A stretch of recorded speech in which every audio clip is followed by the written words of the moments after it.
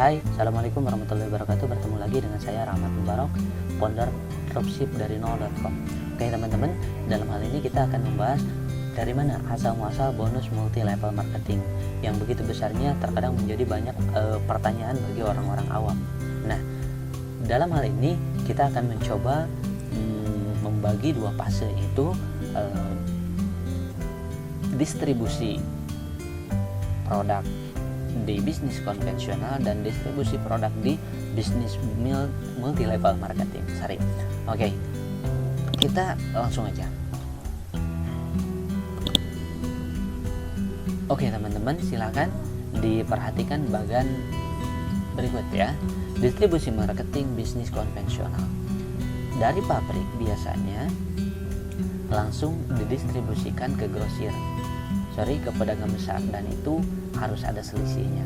Termasuk dari pedagang besar ke grosir pun sama, itu pendistribusian harus ada selisihnya. Sedangkan dari grosir ke retail atau toko sama, harus ada selisih yang diambil. Termasuk dari toko ke konsumen pun itu ada selisih yang diambil.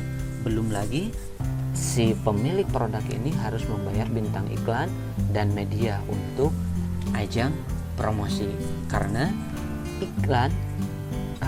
produk sebagus apapun tanpa iklan laksana gadis cantik dalam kegelapan. Oke, setuju ya? Nah, supaya kita lebih paham mengenai distribusi marketing bisnis konvensional ini, kita bikin sebuah alur contoh. Contoh, konsumen A membeli sampo seharga Rp10.000, maka si konsumen jika membeli di toko atau di retail itu seharga Rp7.000, karena yang diambil contoh kita 30% selisihnya. Dari retail ke toko belanja ke grosir itu biasanya 10%, dan dari grosir ke pedagang besar selisihnya misalkan 10%. Jadi 30% ditambah 20% menjadi 50%. Yang tadinya harga sampo satu botol itu Rp10.000, dari pedagang besar hanya Rp5.000, dan belum lagi si pedagang besar itu ngambil dari pabrik berapa, itu kan misalkan Rp4.000 dan lain sebagainya. Belum lagi si pabrik ini membiayai bintang iklan dan membiayai media. Makanya kenapa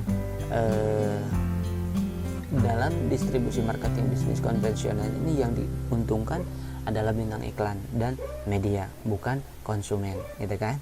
Nah, sehingga produk yang tadi 10.000 nyampai di tangan konsumen, gitu kan?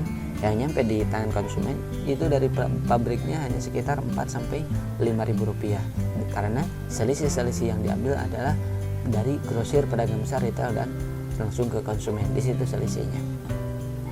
Nah, selanjutnya kalau kita perhatikan dalam pendistribusian produk ini tidak ada satupun bonus ke konsumen, gitu ya, kecuali piring ya. Oke. Nah, selain itu kita akan membahas juga distribusi marketing bisnis di multi level marketing. Nah, silakan perhatikan bagian berikut.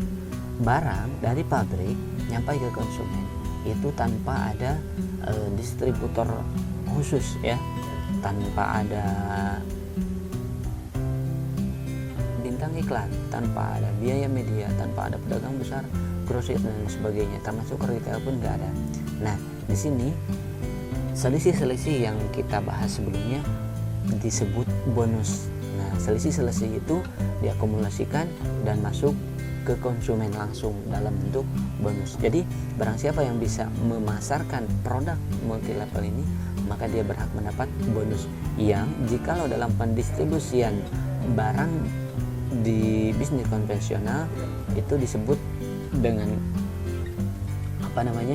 selisih, maka di sini tidak menjadi selisih, hanya menjadi bonus. Makanya kenapa di bisnis multi level ini harganya menjadi mahal, karena di bisnis multi level ini tidak menggunakan bintang iklan sebagai promotor dan tidak menggunakan media sebagai alat untuk mempromosikan produk-produknya. Hanya dipromosikan oleh konsumen sebagai bintang iklannya, sehingga bonus-bonus yang diberikan oleh pabrik, oleh perusahaan kepada konsumen sangat besar.